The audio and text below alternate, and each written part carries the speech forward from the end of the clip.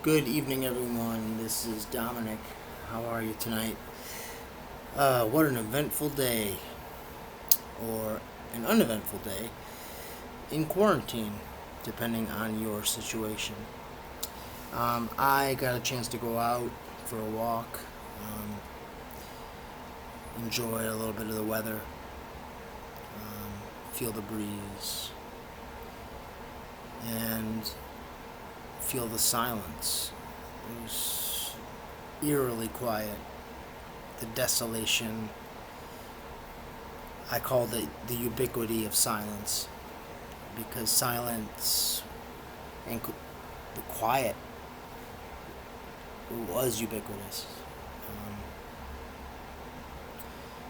it's almost a quiet before the storm because I have a bad feeling that people are going to start getting lax. There's already protests starting to open up the states again, and let people start going back to work. Probably ease up on the social distancing, and then we're fucked. So people need to realize that this is just the tip of the iceberg and stop being so impatient and realize that this is something that most of them probably don't understand, and the ones that do are terrified because all you have to do is you don't have to be a biologist, just do a little research on microbiology, on virology, pandemics, and history, and just look what happened in the past pandemics. Anyways, uh, yesterday I brought up a subject of death, the fear of death, um, the denial of death, how it impacts our lives, and how it informs who we are and what we do. Um, this is independent, obviously, of the subject of free will, which, of course, we can talk about sometime. I am a determinist. I don't see any reason to believe in free will. I don't see any evidence for it, and if I think anyone reflects on it for a few minutes themselves, they will find that the libertarian free will, as they call it, the free will that most people think that they have, which is that they could have done otherwise with a particular action, is completely unfounded and has no basis in reality. That's a tangent, and we're gonna talk about that on another day. So yeah, we talked about death. I thought that was pretty cool, and I really enjoyed that conversation, or that lecture at least that I gave. I got a few really cool comments, and I'm really happy that a few people are listening, and I'm hoping more will start to get involved in this conversation.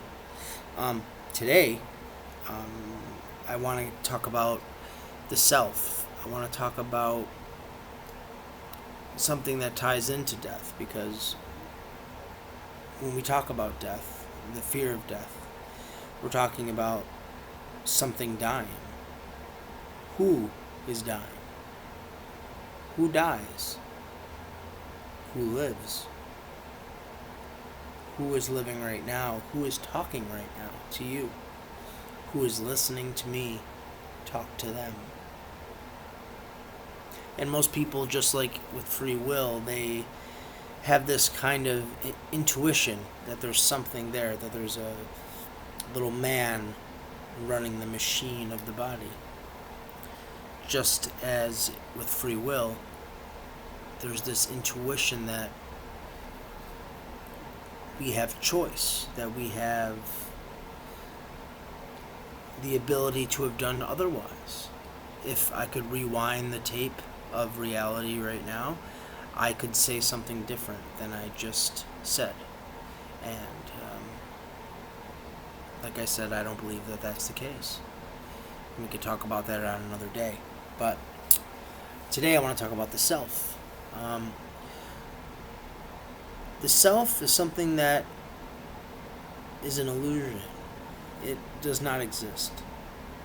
Or at least I can't find it anywhere. I've been looking for it for a long time, and people have been looking for it for thousands of years. This is what drew me to Buddhism, especially Zen Buddhism. Um, One, because it's less of a religion and more of a practice, and a scientific one at that. Whereas you investigate, you sit and investigate and look and watch. So let's see if we can come to some kind of understanding. Those who don't know about Buddhism, how they describe the personality or the person, they clump the person into 5 clumps, basically 5 different aspects. So there's form, there's feeling, there's thought, there's intentionality, and consciousness. Those are the 5 things that make up a person or a life. And if there's anything missing out of those, I would love to hear, because I think those 5 encompass everything. I mean, form would include matter, all matter. This body is form.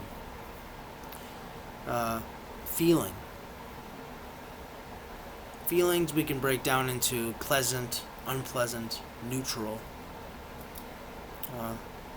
Thoughts, cognition.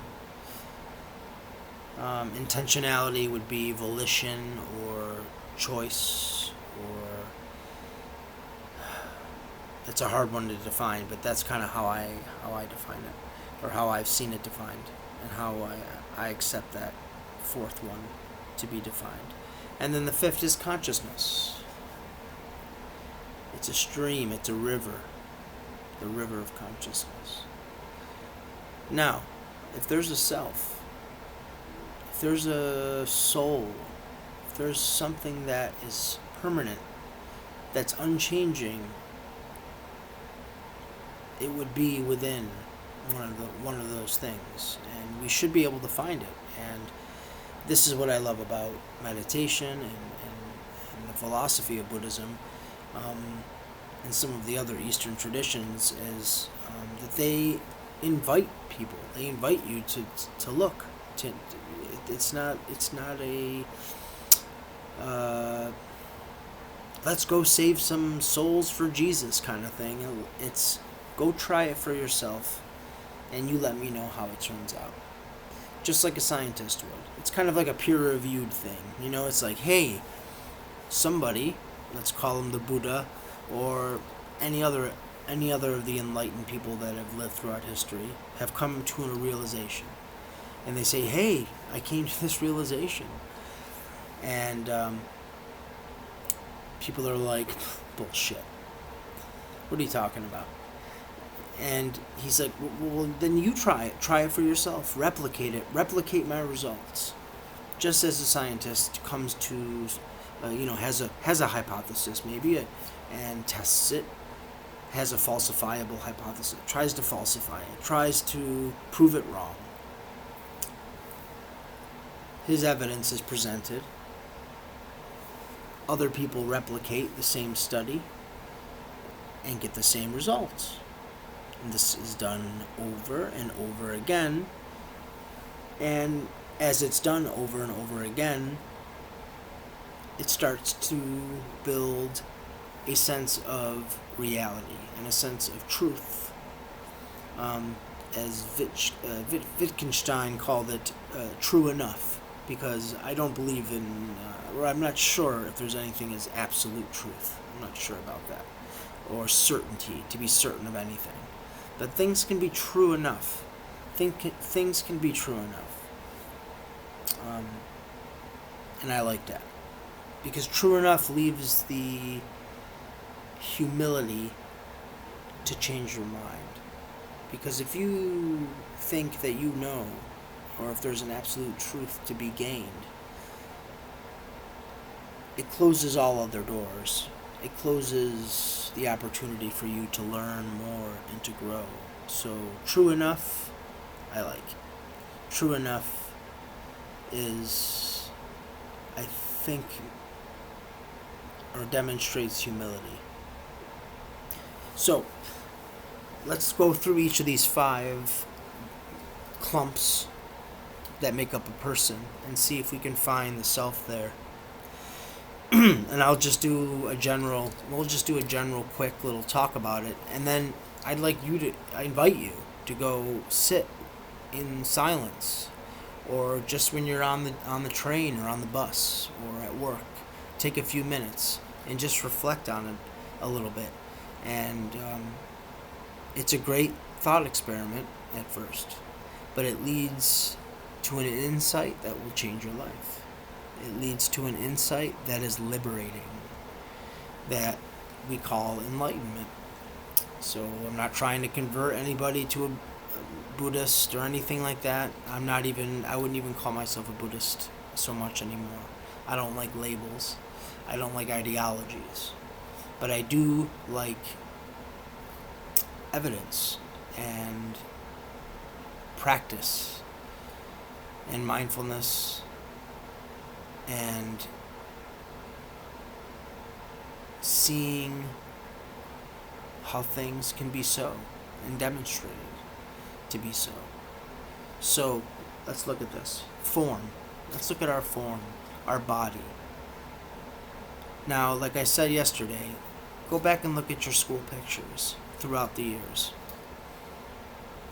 If you look at your body, your cells are constantly fluxing, changing.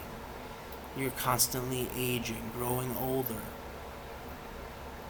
You're a child, and then you grow, and then you're a young adult, and then you get to middle age, if you're lucky, to old age, if you're even luckier. And you slowly just fade and decay. Now, this is a process. This is something that is constantly happening. It never stops. There's no pausing of it. Now, this is true of all things, but we're focusing on looking for the self right now. So, if you look at form, if you look at your body, is there anything there that you could call a self or a soul? Something that's unchanging? Something that you can point to and say, yeah, that's me. That's me. That's who I am.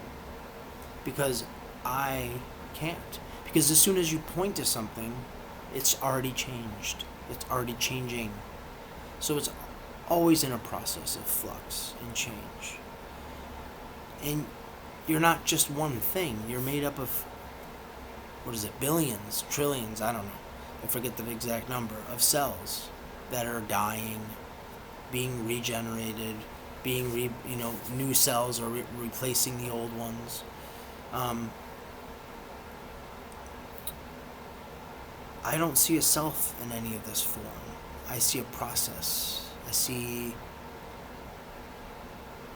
a beautiful, fluxing, psychedelic experience. Just being mindful of form.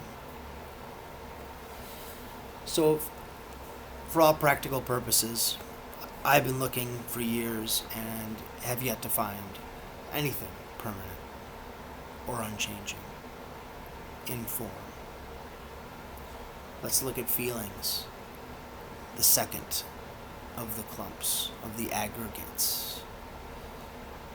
Now, I can't point to any feeling and say, oh, that's me.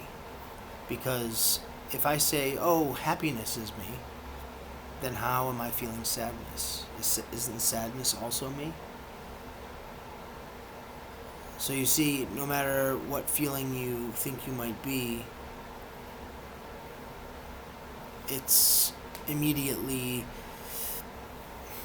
eradicated by the next feeling, because feelings are always coming and going, just like the body is always changing.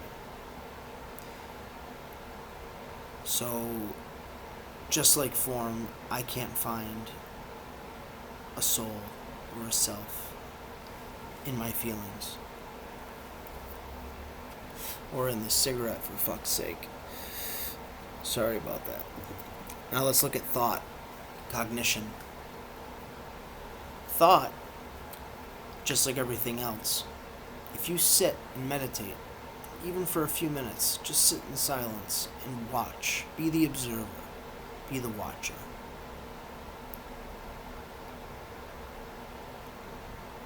Thoughts come, they arise, they stay, they go away.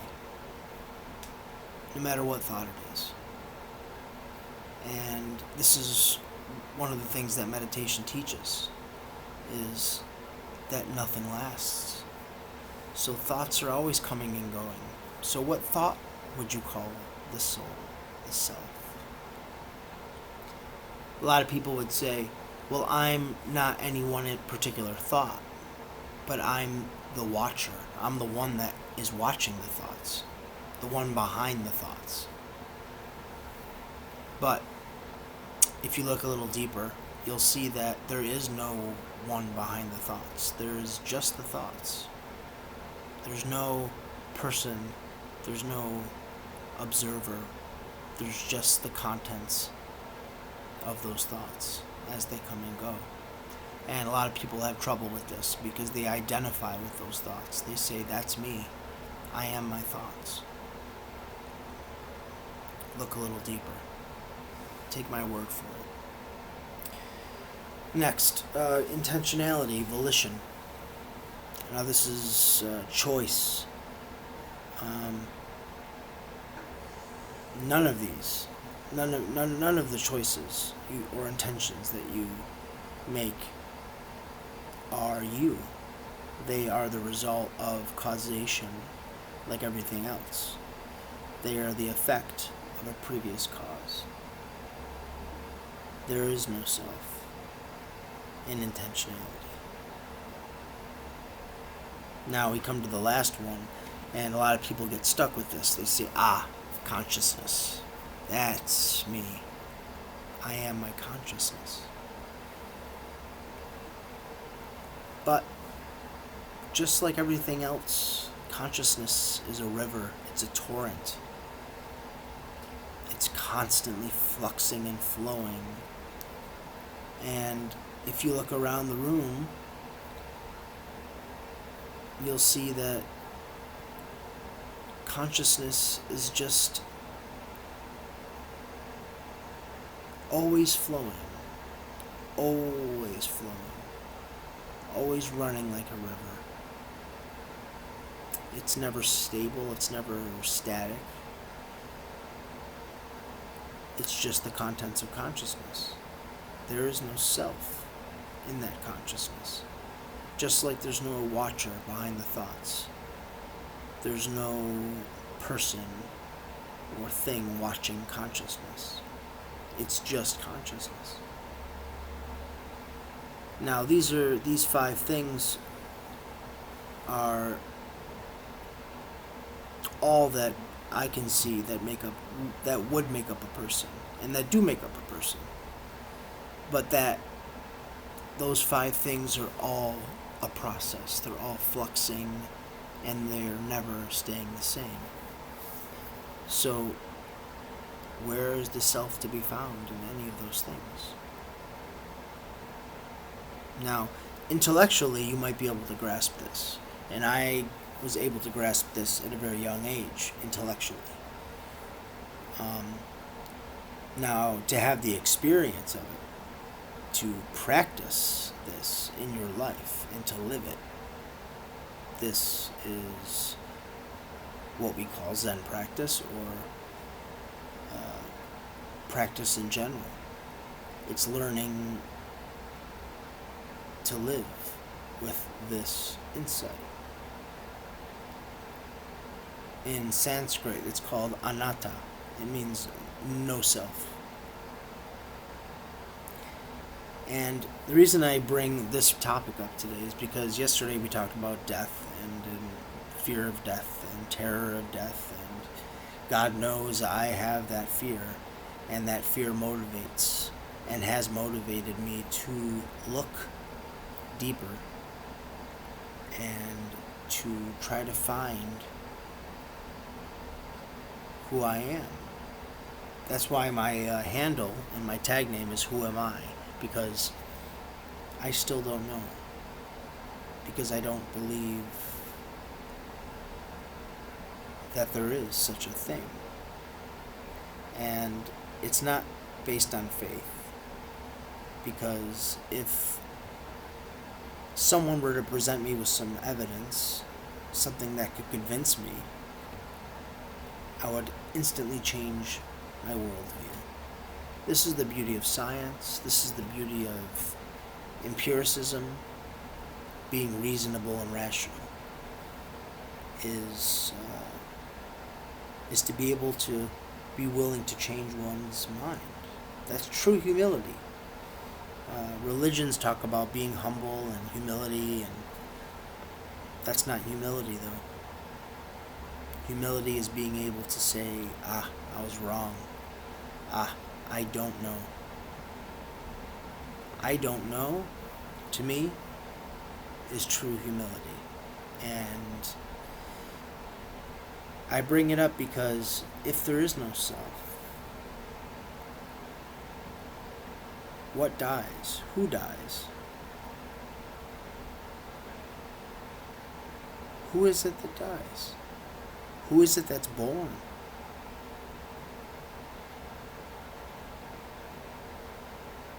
I don't know. That's the answer. I don't know. And no one knows. And I contend and I attest and I say that I don't think anyone knows. I don't care who you are. I'm not any smarter than anyone else, and I don't believe that anyone else has more knowledge than me. I believe it's becoming intimate with not knowing. That's the practice of life. I mean, we're just primates. We're just monkeys. We're not meant to understand if there is such a thing as absolute truth. The fact that we even know that we're even working with quantum physics and the science that we have now is mind-blowing to me. We're simple primates. And not knowing is okay, but it's terrifying. And so, if you can become intimate with not knowing, if you can start to become friends with not knowing, death starts to lose its purchase on you. Now, I'm not speaking from experience saying that I have transcended this and I am not afraid to die now. I'm still absolutely terrified. Because I'm still a student. I'm still practicing every day. Now, there are many ways, many gates, doorways to enter into this kind of practice. It took psychedelics for me to get into meditation. But I can't recommend them to everybody. But I do have immense gratitude to them because they did show me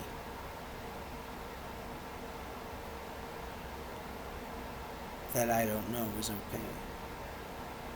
I don't know. So, not knowing is the most intimate place. Remember that. Love you guys. Leave any comments. Please subscribe. I'm trying to save up enough, like I said, to get a mic, to get a better camera, and keep these topics going so we can start talking and actually having a dialogue in the comments section, and maybe actually having people on once I can, get this operation going. Yeah. So I wanted to read one short 4-line thing from, let's see here, from what's called a sutra in Buddhism called the Diamond Sutra. If I could find the bloody thing. Let's see here. Here we go.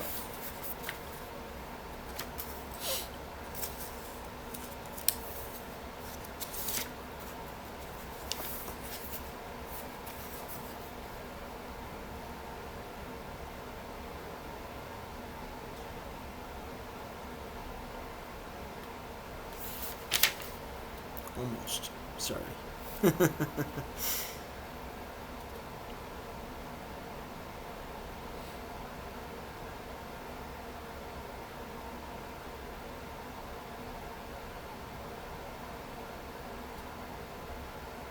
Well, actually, I can't find it for some reason. So fuck it. I won't do it at this second, but I do want to bring this to your attention when I do find it. It's a beautiful excuse me, it's a beautiful passage. And it just talks about the ephemeral nature of life. It talks about the fleeting nature.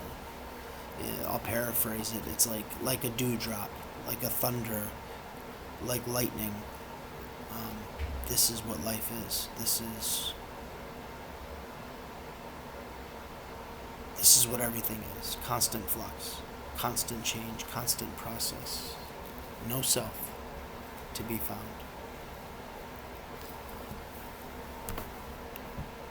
Talk to you guys soon.